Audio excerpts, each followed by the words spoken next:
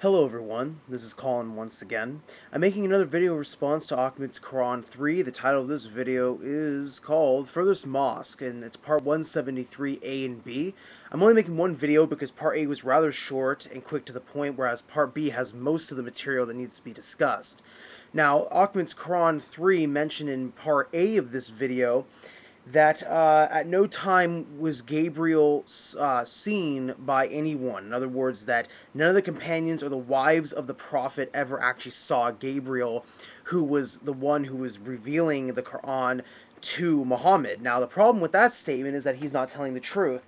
If you go to Sahih Muslim or Sahih Bukhari, I have the first volume of Sahih Muslim right here, you'll find in the section about deen or faith, it mentions that a man came to the Prophet and his companions and preached what Islam is based on, what the 5 pillars are, and what the 6 pillars of belief are. And when that person left and they asked the Prophet who was this guy who had just preached to them, he said it was Gabriel who came to teach you your religion. So the companions did have physical interactions with Gabriel. Other people witnessed him as well, and people had indirect interactions with him. For example, Muhammad tells Aisha at one point that Gabriel is there, and Aisha actually speaks with Gabriel, says something to Gabriel. So the companions did believe that Gabriel was among them at times, and they did have, like I mentioned with the first hadith in Sahih Muslim and Sahih Bukhari, that they did have a physical interaction with him, that he literally appeared to them as a man. Now, the whole point of these two videos is that he's alleging that the night journey never happened. He mentions that this is basically a hoax, that the night journey story was concocted so Muslims can stake a claim on Jerusalem. Now, the thing is that really Islam does not need the night journey to have a stake a claim for the holy city of Jerusalem. The city is claimed by Jews, Christians, and Muslims because it is the holy city of God Almighty. And in the Bible, in the Quran, it is said that it is a special city, that the land of Israel is a promised land mandated by God for people who believe in Him. Now, there might be some slight details that can be argued here, but essentially, Muslims do not just need the night journey story and the ascension of Muhammad to lay some claim to at least having some interaction in the city. Now, he mentions that the Bible mentions the name Jerusalem many, many times. I actually don't remember the exact number he gives. I'm sure it's a lot. And it makes perfect sense why it would be mentioned many times. He mentions that Jerusalem is never mentioned by name once in the whole Quran. Now, I agree with him. There is not a single time where the Quran says the name Jerusalem, but that does not mean that it's not mentioned or allegedly, or that it's alluded to. There are many times in the Quran when God talks to the children of Israel and says, when he mentions the promised land, he says, now you enter the city. What is the city that is being referred to? All Islamic scholars, now I know Ahmed's Quran 3 is of the opinion that we shouldn't trust Muslim scholars because they're deceivers, but if you look at what they say, it was basically understood by the companions of the Prophet himself, and the classical scholars, the city, which is being referenced along with the children of Israel in the Promised Land, was Jerusalem. So Jerusalem is alluded to in the Quran, but just not mentioned by name. Now, he goes on this tirade about trying to use Ibn Oh, first off, he says that there's only one verse in the Quran that talks about the night journey, and I agree with him on that.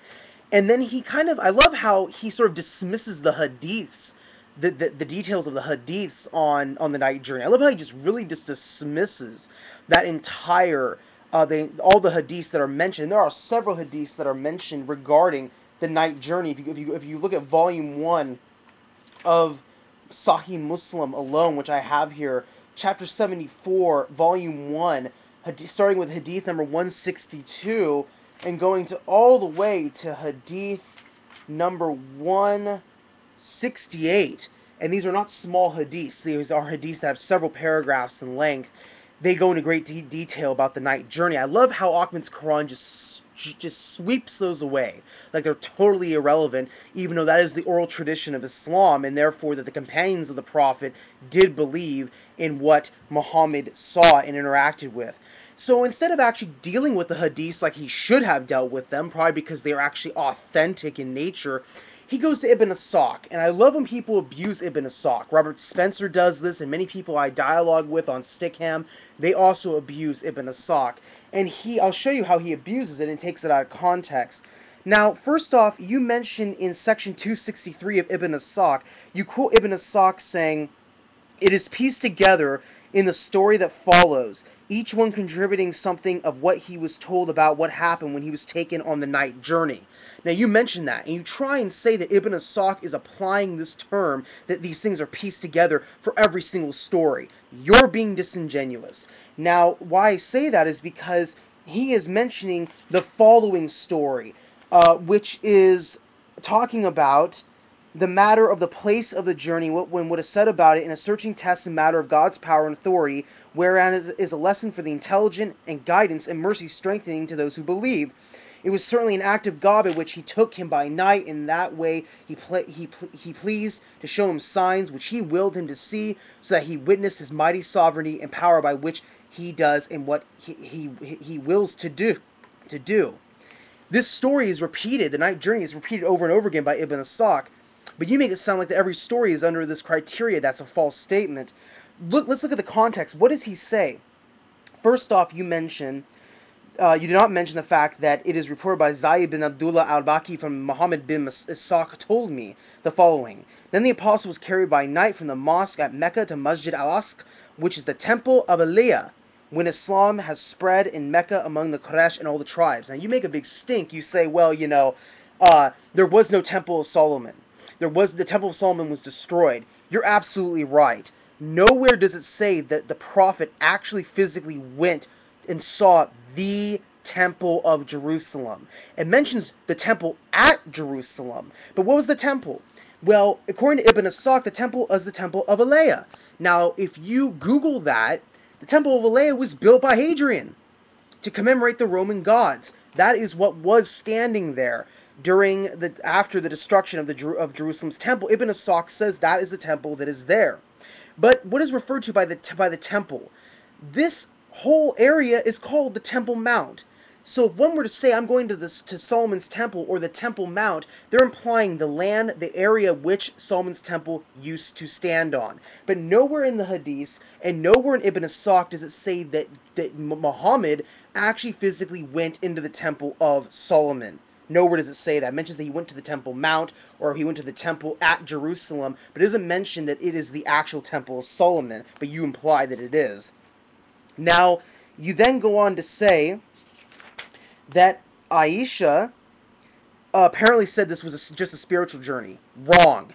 You again take this out of context. It says, one of Abu Bakr's family told me that Aisha, the prophet's wife, used to say, the apostle's body remained where it was, but God removed his spirit by night. Aisha's not referring to the night journey. Nowhere is she referring to the night journey. She's just saying that God removed his spirit at night from his body. This has nothing to do with the night journey. You then go to another individual. Let's see, the following report has reached me from Hanin Abdul Talib, whose name was Hind, concerning the apostle's night journey, and you only quote this part. You say, she said, the apostle went on no night journey, except while he was in my house. He slept the night in my house, he prayed the final night prayer, and then he slept and we slept.